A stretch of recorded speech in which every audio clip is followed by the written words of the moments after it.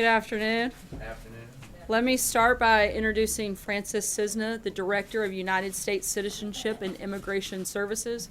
He's here to provide a briefing on the attempted suicide bombing in New York and how it was enabled by flaws in our immigration system. After he speaks and takes some of your questions, I'll be back up to answer questions on other news. And as always, if you can stay focused on the topic at hand, that'd be great. Thanks so much, Director. Hello. I'm here to talk to you about yesterday's incident and kind of give you some of the context and perspective in the immigration system, how it works or how it didn't work in this case, and what are the sorts of things that our administration is proposing to change it to make it better. So, as you all know, yesterday the suspect, Akayed Ullah, was arrested in an attempted bombing in New York City, and there's an immigration aspect to this. The immigration aspect is that he immigrated to this country. He was a green card holder, lawful permanent resident. He came to this country based on a family connection to a U.S. citizen. He was a national of Bangladesh. The U.S. citizen in question was his uncle, and that U.S. citizen many years ago came to this country originally as a visa lottery winner. So this is the general background. I now want to try to explain what all that means, where those terms come from, what the significance of all that is. First, I would explain that for those who aren't aware, our immigration system has two principal components. There's a family-based component through which the suspect in yesterday's attack, alleged bombing incident, came through, and there's an employment-based component. In any given year, we have about 1 million immigrants. 1 million people come here, get green cards, immigrant visas. In fiscal year 15, for example, of that 1 million, about 72% of our immigrants came based on a family connection. And only 6%, or about 1 out of 15, came based on an employment or job connection, job offer. So you can see the immigration system is heavily weighted towards family migration. There are other categories of people that immigrate as well, besides just family and employment-based, including refugees, asylees, and of course the visa lottery people that I just referenced, but those are very small compared to those two larger categories. I want to talk now about these in particular, the family-based, the employment-based, and then the visa lottery. In the family-based migration category, there are multiple categories of people. The principal category of family-based immigrant are called immediate relatives. These are people who are the spouses or children, nuclear family members of U.S. citizens. In a given year, you have about 500,000 people in that category. In fact, I have better numbers than that. In fiscal year 16, in that category, these are people who are the nuclear family members of U.S. citizens. There were about 566,000 people that immigrated. An additional category in the family-based universe are what are called preference categories. These are more extended family connections. These include,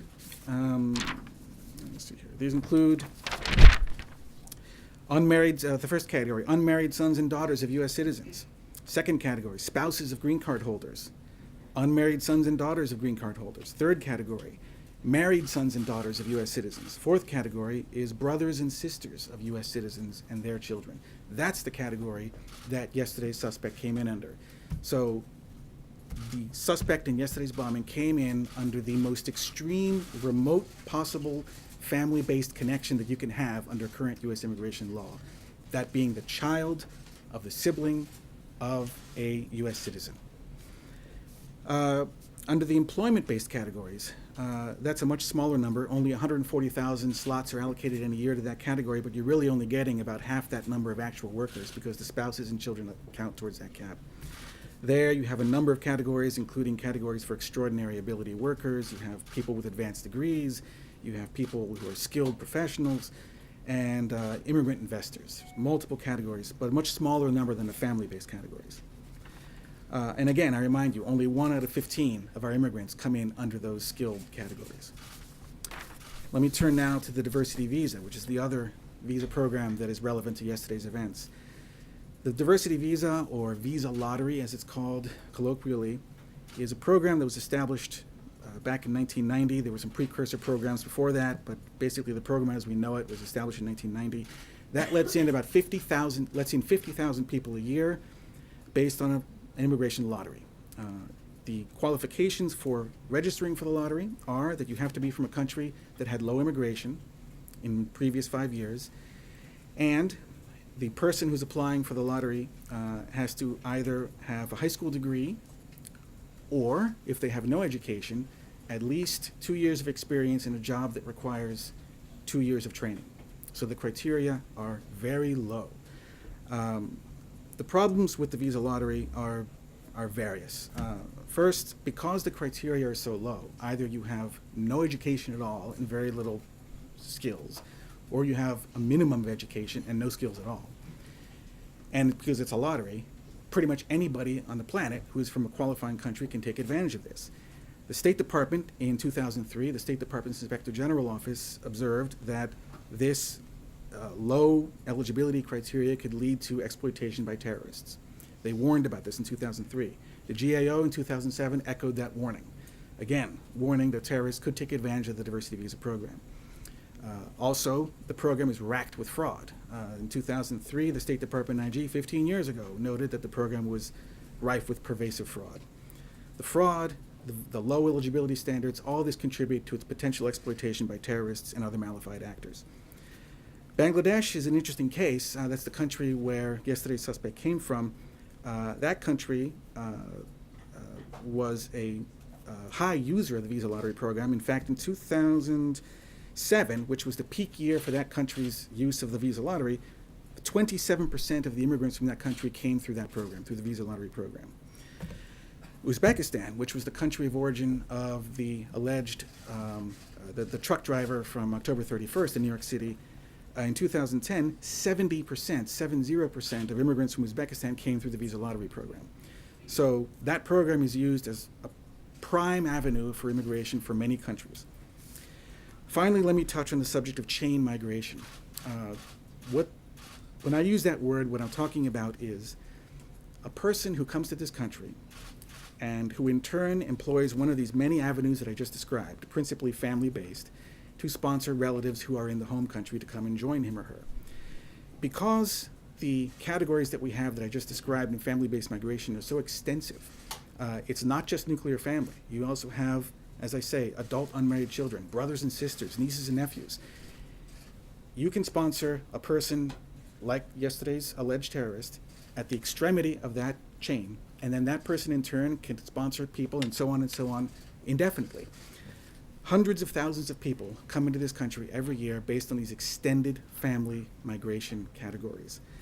And it is my view, it is our administration's view, that is not the way that we should be running our immigration system. A system like that, that includes something like the diversity visa program, these extended family categories, are not the way anybody would have designed this immigration system if we could start from scratch today. What we need is an immigration system that is selective. We want to be able to select the types of people that are coming here based on criteria that ensure their success, criteria that ensure their ability to assimilate successfully in our country. And random lotteries, extended family connections, that's not the way to run our immigration system. So we appeal to the Congress as they consider these matters as we speak, and in the coming weeks, to seriously take into account these concerns that we have with the way the immigration system is structured and its vulnerabilities, as I just described, and correct that. At that point, my formal comments are concluded. I answer any questions you have. Quick question. Yeah, in the middle. Yusuf. Thanks a lot, Mr. Cisna. I want to ask you a question about what you're suggesting. Is it your belief that the only changes that can be done to the immigration system are ones that need to emanate from Congress? Are there any things that the President can do on his own, by executive action, by executive order, to change the process for either chain migration or the visa lottery? Well, I mean, that's something we're looking at right now in USCIS, my agency, which is the agency that administers all these visa programs. And there are some things that we could do. There are some things that the President has directed us to do by executive order, in particular with the temporary visa categories. We're talking about green cards here. But if you look at temporary visa categories, yes, there's a lot of things that we could do and that we're going to do, for example, to increase protections of American workers.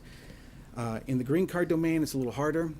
Congress has kind of occupied that field a little more densely than it has in the temporary visa area.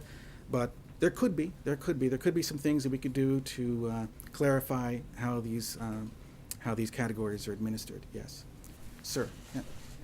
Thanks, sir. There's so much talk about the DACA legislation right now. Do you think any DACA bill would have to be tied to bring in a merit-based system? Well, I mean, about 2 months ago, the president announced his immigration priorities. You can find it on the White House website. It's a long list of about several dozen priorities that we, career officials at DHS and at the other relevant immigration agencies, at the time I was a career official, came up with as the things that we need to be able to do our jobs.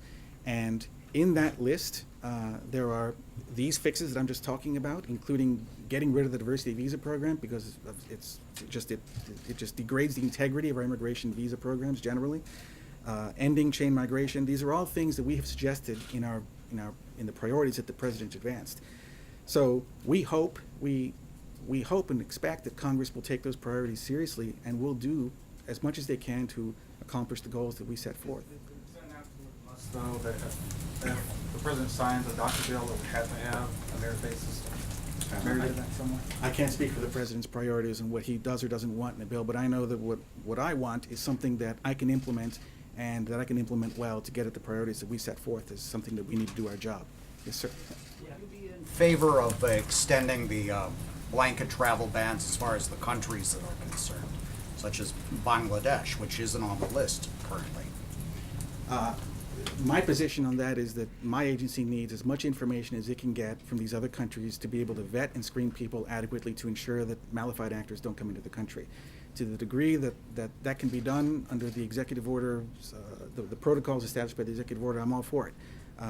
But I'm not in a position to prescribe whether the blanket ban, as you put it, should be extended or not extended. I want the information that these countries can give us to screen people. Sir. How do you deal with people who have been here for years and then become radicalized once they're here? How would any of that deal with what actually happened in New York? He had been here for many years. So on that, there's 2 points. I think the criticisms that we have of the diversity visa program and chain migration, in particular the diversity visa program, the vulnerability to exploitation by terrorists because of the low eligibility criteria and because of the prevalence of fraud, that's not changing. That's a sad fact of that program. For that reason, regardless of when the person became radicalized, I just want that door shut because it's a vulnerability. It's been recognized for 15 years. Now, with respect to that person in particular, and what do we do of people who radicalize afterwards, my agency in particular, is focused very much so on ensuring that immigration doesn't stop when the person gets the green card. It's an ongoing process. I view it that way. I think that we haven't.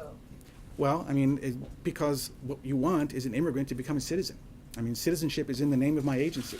We ultimately want people to naturalize because naturalization is one of the best. It's one of the best signs that a person has fully assimilated, and it's also, once you naturalize, it's one of the best guarantors of that person's continued success in our society. We want people to naturalize, and my agency is seeking to do everything it can to ensure that people are enabled to do that and succeed in that quest.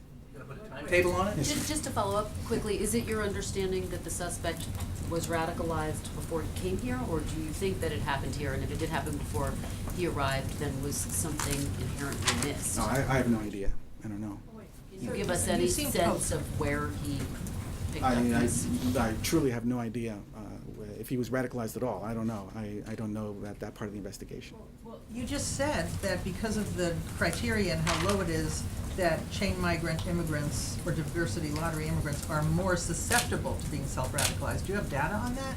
No, what I think my point is that if you have immigrant visa programs where the eligibility criteria are low to non-existent or even an outright lottery, you're not selecting for the types of people according to that we want in this country according to criteria that will ensure their success in our nation, that will ensure that they will assimilate well.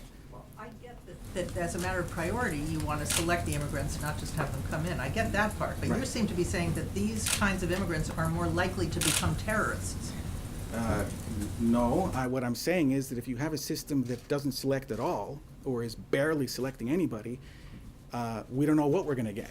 It's better if we take an active affirmative role in our immigration process and establish criteria that correspond to things that we want to see in our immigration pool. Sir, in the back. Yes, I'm sort of following from that. Data shows that immigrants actually commit fewer crimes than native-born Americans. Other than these isolated incidents, is there any data behind this plan? Well, I don't know that I agree with your first point. I don't know where that data came from, but I can't comment any further. Examples?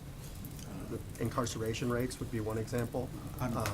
That's a bigger debate that I don't know that we have time for here, but based on my questioning the validity of the premise of your question, I don't know that I want to engage in that dialogue at this time. Does this administration believe that immigrants are more dangerous than U.S. citizens in I don't know general? that anybody has said that. Yes. Just two sort of points of clarification. I have you saying with the diversity visa program that there is a certain vulnerability because of the low eligibility criteria. By that, I think you mean because there's no higher education standard required? I mean, what is it that makes these people more vulnerable to radicalization and becoming terrorists? Well, there's two parts of that. My criticism of the diversity visa program is that the eligibility criteria are minimal or next to nothing, and that there's a random element to it. Vulnerability. Right. The program is vulnerable to exploitation by terrorists because it's a combination of the low eligibility criteria and the ability to defraud the system. Fraud is pervasive, as I said, in the program. So if you are a malified actor and you want to use that program to come to this country, it's easy to fake a high school graduation certificate. Documents said that this suspect was radicalized approximately in 2014. He entered the United States in 2011. So that is why so many of us are asking these questions, because it sounds like you are implying that U.S. intelligence or Homeland Security missed something and this guy was radicalized. Well, I'm not implying that at all. No. I'm just talking about the immigration programs. I'm not talking about this one guy. I don't have sufficient. Isn't actually effective at screening out terrorists. You're saying when they get here, because these people are more vulnerable, if they come in on this program, they're then subject to exploitation more easily? No. What I'm saying is that We're just not getting the nexus to terrorism. the nexus to terrorism is that if you have a visa program that is easily exploited by malified actors, including terrorists, But you don't know because that he did that. I don't know that he didn't come in on the visa lottery program. He came as an extended family-based immigrant. Right. But I'm saying with respect to the diversity visa program, which is also at play here, that program is, as the State Department IG found 15 years ago, and as the GAO confirmed in 2007, exploitable by terrorists or malified actors because the criteria are so low and easily faked. And it's a lottery. So there's on multiple levels. It's an open door. It's problematic. It needs to shut. That's what I'm saying about that. With respect to the individual in yesterday's attempt, I would say I don't know. I don't have a command of the facts relating to the investigation as to whether or if he was ever radicalized. What I'm saying is if you have any sort of visa program which is minimally selective, which is based solely on chance or lottery or low eligibility criteria, then we as a government aren't doing our job in picking the people that come to this country in a competent and careful and intelligent way. And if we're not doing that, bad guys can come in. Are lottery We'll winners take one vetted? last question, Are guys. lottery winners vetted? Yes. Oh, yes. Yeah. Yeah. So it's screening, that, Oh, that's yeah. the They're problem. screened like any other immigrant. Yeah. Yeah. So that's an intelligence failure, then. I don't know that there was any failure. Yes. Last question. Yeah. We know from your confirmation hearings testimony that both your mother and your mother-in-law are immigrants. How did their experiences shape your thinking on this position, and do you have any reason to believe that they would still have been able to come in and lead productive lives as Americans under the tightening that you're looking at now? The fact that my own mother and my mother-in-law are both immigrants has indeed influenced everything. I mean, that's one of the reasons why I'm interested in this field, why I'm interested in it, why I very passionately carry out my duties every day. I think, though, that, a policymaker or a citizen who is examining all these questions should not be handicapped or shackled by previous immigration programs from which we all benefit. Everybody in this room has benefited from the immigration laws of the past. That doesn't mean that every generation doesn't have its own prerogative, its own duty and responsibility to look at the situation that we have now and determine for ourselves, whether the immigration laws should be changed. It's perfectly rational. So moving forward, maybe we'll change things. Thank you so much. Sure. Rick. Thank you. Thank you, Director. Continuing with national security theme, as many of you saw this afternoon, the President signed the National Defense Authorization Act. This legislation, which was approved with bipartisan support, represents an important milestone in the President's plan to rebuild our military and bolster our national security. For the first time in 7 years, we are increasing rather than shrinking the size of our forces. This NDAA also provides our military service members with the largest pay increase they've seen in 8 years. To put into historical context, it authorizes one of the largest defense spending increases since the days of Ronald Reagan. Previous administrations sadly oversaw deep cuts to our armed forces with serious implications for our military readiness and capabilities. This hindered the fight against ISIS and other enemies of freedom and made our people less safe. In signing this bill today, the President once again made it clear that we are serious about enhancing military readiness, expanding and modernizing our forces, and providing our incredible men and women downrange with the tools they need to do what they do best, fight and win. President Trump also called on obstructionist Democrats in Congress to stop threatening to shut down the government. As the President said, at this time of grave global threats, Congress should send a clean funding bill to his desk that fully funds our great military. We certainly hope that will happen, and we look forward to that taking place. And with that, I will take your questions. Cecilia. Thank you, Sarah. The President said today that Senator Gillibrand would do anything for campaign contributions. Many people see this as a sexual innuendo. What is the President suggesting? I think that the President is very obvious. This is the same sentiment that the President has expressed many times before when he has exposed the corruption of the entire political system. In fact, he's used similar terminology many times when talking about politicians of both parties, both men and women, and certainly in his campaign to drain the swamp. The system is clearly broken. It's clearly rigged for special interest, and this President is someone that can't be bought, and it's one of the reasons that he's President today. So you're saying that this quote, Senator Gillibrand would do anything, is a reference to campaign contributions in Washington, the swamp. This has nothing to do with her being a female. What is he alleging would happen behind closed doors with her? He's not alleging anything. He's talking about the way that our system functions as it is, that politicians repeatedly beg for money. That's not something new, and that comment, frankly, isn't something new. If you look back at past comments that this President has made, he's used that same terminology many times in reference to men. There's no way that this is sexist at all. This is simply talking about a system that we have that is broken, in which special interests control our government, and I don't think that there's probably many people that are more controlled by political contributions than the senator that the President referenced. Steve? Does the President want Roy Moore to be seated in the Senate if he wins tonight, and does he plan to call him tonight? In terms of calls, I'm not aware that anything is scheduled, win or lose. In terms of being seated, I can't speak on a hypothetical, certainly not one that could potentially influence an election one way or the other due to the Hatch Act. John? Sarah, does the President agree with his outside legal counsel that a special prosecutor should be appointed to look into the goings-on at the Department of Justice during the election campaign in 2016, since the revelation about Bruce Orr, the former Associate Deputy Attorney General?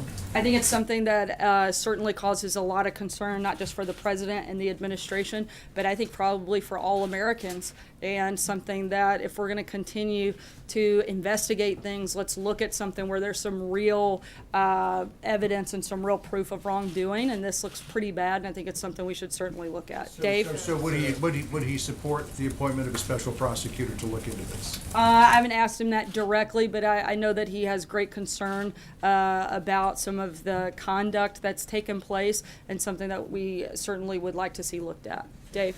Thanks, Sarah. Congressional leaders are saying that they have no plans to reimpose sanctions on Iran by the deadline tomorrow that the President initiated back in October when he decertified Iran's compliance with the nuclear deal. Is the White House okay with this no action? And if so, where are the teeth in the President's move to decertify them from compliance? Look, the administration continues to make encouraging progress with Congress to fix the U.S.-Iran deal and address long-term proliferation issues. There was actually no deadline to act by this week, as the administration did not ask that Congress introduce legislation to reimpose JCPOA-related sanctions. Jordan? Thanks, Sarah. Senator Grassley said that he's advised the White House to reconsider the nomination of Jeff Mateer to the federal court in Texas and Brett Talley in Alabama. Has the president spoken to Senator Grassley about his concerns, and does the president plan to pull back those nominations? I'm not sure if they've spoken directly. I'll have to check and circle back with you. Matthew? Thanks, Sarah. Bashar al-Assad and Rodrigo Duterte both recently have used the phrase fake news to dismiss damaging reports about their regimes. And a state official in Myanmar recently said that the Muslim minority Rohingya don't exist and added it's fake news. Is the White House concerned at all about authoritarian regimes adopting this phrase, fake news, to try to delegitimize the press? And does President Trump bear any responsibility for the popularization of this phrase among some world leaders? I think the White House is concerned about false and inaccurate information being pushed out and to mislead the American people. I think I made that clear yesterday. In terms of other leaders, I'd have to look at their comments to be more specific on what they've said, but our concern is making sure that the information that the people receive in this country is fair and accurate, and when it isn't, that it's corrected in the same fashion in which it was first presented when it was wrong, which is very rarely the case. Kristen? The term fake news, that Sorry? doesn't, when you hear autocrats using the term fake news to describe events that reflect poorly on their regimes, that doesn't cause concern here? Look, I'm not going to speak to specifics of another country when I don't know the details. What I can talk about are the problems that we have in this country with inaccuracies that happen frequently within news stories. And so I feel comfortable speaking about. Without that information and that detail in front of me, I don't want to weigh in too deeply. Kristen? Thank you. The president tweeted today that the accusations against him are false, fabricated stories of women who I don't know and or have never met, fake news. And yet the reality is he's pictured with a number of the women who have accused him of the misconduct. So do you concede that that part of his statement is not true? The president was referencing the three individuals that were part of a press conference yesterday, and simply stating that you don't know someone means that you don't have a relationship with them. So he was referencing all of his accusers because they're... Correct. He was referencing the three from yesterday. And Sarah, members of Congress have called for an investigation into these accusations. If President Trump is confident that they are not true, would he support such an investigation?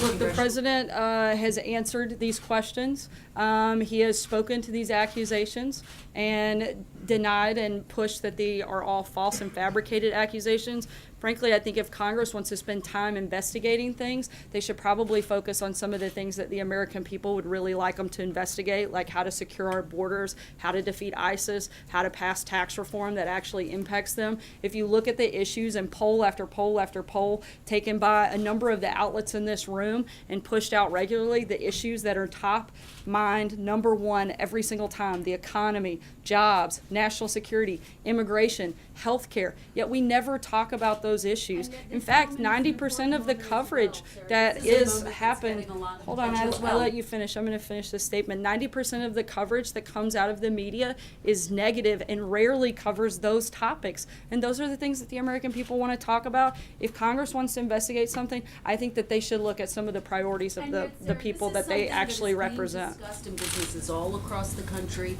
There have been a number of people who've been fired over this. So why not allow this congressional investigation to go forward, and the president, if he's confident in the accusations being The false? president has addressed these concerns. He's addressed them directly. You guys spent months talking about them on the campaign trail, and the American people voted for this president. They have confidence in this president, and they wanted him to lead our country, and they wanted him to focus on things like the economy, focus on health care, focus on fixing our broken tax system, focus on fixing our borders, and focus on national security. That's what we're here to do. That's what we're focused on. These questions have been asked and answered, and we're ready to move forward and focus on the questions of the day that the American people have. April? Gillibrand owed an apology for the misunderstanding of the president's tweet this morning, because many, including the senator, thinks that it's about sexual innuendos. I think only if your mind is in the gutter would you have read it that way. And So no. Hunter? No, it's not. When he went to say, what he said was open, and it was not mined in the. He's obviously talking about political partisan games that people often play and the broken system that he's talked about repeatedly. This isn't new. This isn't a new sentiment. This isn't new terminology. He's used it several times before. As I said a few minutes ago, he's used it several times before, referencing men of both parties, in fact. And so I think that if you look back at the past comments he's made, it was very clear what his reference was. Hunter? Thank you, Sarah. So, looking at this issue with the system, the president gave almost $8,000 to Senator Gillibrand over the years.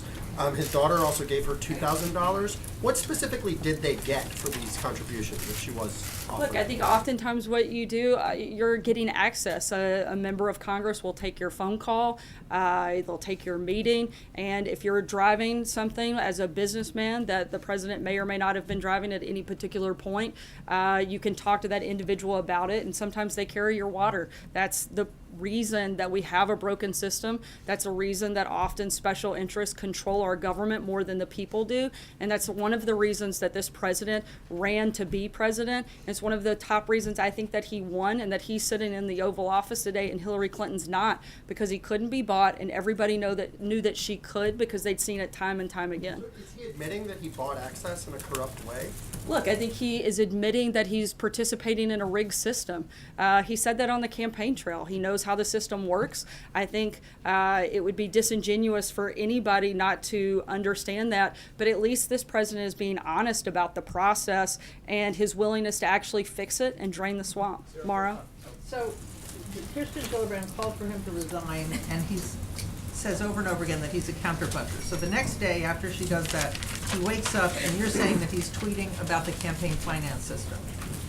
Is that what you're saying? I'm talking about the fact that she's controlled by special interest. I'm talking about the fact she's a wholly owned subsidiary of people that donate to her campaign. She's a puppet for Chuck Schumer. I'm talking about a number of issues that she has, none of which make her an independent individual, but more somebody that is controlled by people that help donate money to her cause. That's simply all I'm stating. What reform does the president want? Look, the president's been talking about the need for us to put a stronger ban on lobbyists participating in the government process. We've taken a stronger ethics pledge under this administration than previous administrations. I think those are some of the first steps and something that we're going to continue working on over the next 7 years. John? Thanks a lot, Sarah. You're familiar with the president's tweets. He tweets pretty often. In this particular, I've noticed that too. Yeah, a little bit. In this particular case, his criticism of Senator Gillibrand was very personal. Why must he criticize in such personal terms? He called a sitting, elected U.S. senator a lightweight. Why go after her in such a personal manner? I don't think that's all that personal. I mean, if you want to talk about personal, look at the comments that she's made about this president over the last several months. Look, the president is always going to be somebody who responds. We've said that many times before, and he's simply talking about a system that doesn't work for the citizens of this country, and he wants to fix it. Trey? Thanks, Sarah. Two quick questions for you. One following up on John's question from earlier about a second special counsel. Does the president have confidence in the FBI as it exists today? Look, the president has confidence in Director Wray and his ability to clean up some of the mess left behind by his predecessor. I know I've addressed that before, and he certainly has confidence in the rank and file members of the FBI. Follow up on foreign policy. Today, Bloomberg has an article out about the Trump administration encouraging Saudi Arabia to consider bids from U.S. companies as it relates to building nuclear reactors. Does the president see this as an opportunity to bring up human rights in Yemen during these talks with Saudi Arabia? I'm not aware of those specific conversations in this process, so I would have to ask and certainly get back to you. Take one last question, Margaret. Thank you. H.R. McMaster gave some really interesting remarks at a luncheon earlier today, and he spoke in really strong terms about China and Russia. He said they were undermining the international order and stability and ignoring the sovereign rights of their neighbors and the rule of law. He went on to talk about Russia in particular. He didn't use the words election meddling, but he talked about subversion, disinformation, propaganda, and basically pitting people against each other to try to create crises of confidence. So what I wanted to know is, does the president agree with all of General McMaster's statements, and is that a foreshadowing of a national security strategy that will take a harder tack on Russia and China than the administration has so far? Look, I think we've been very hard on Russia from the beginning. There have been sanctions. We've increased energy exportation from this country, and we've done things to put pressure on Russia, asking them to engage in a bigger and greater way on some of the common enemies that we face. In terms of like a rundown, I haven't had a chance to sit down with the president and go detail by detail, but General McMaster certainly is someone who understands and knows the president's feelings and our relationships with foreign partners, and something that we certainly feel confident in him speaking about. Thanks so much, guys.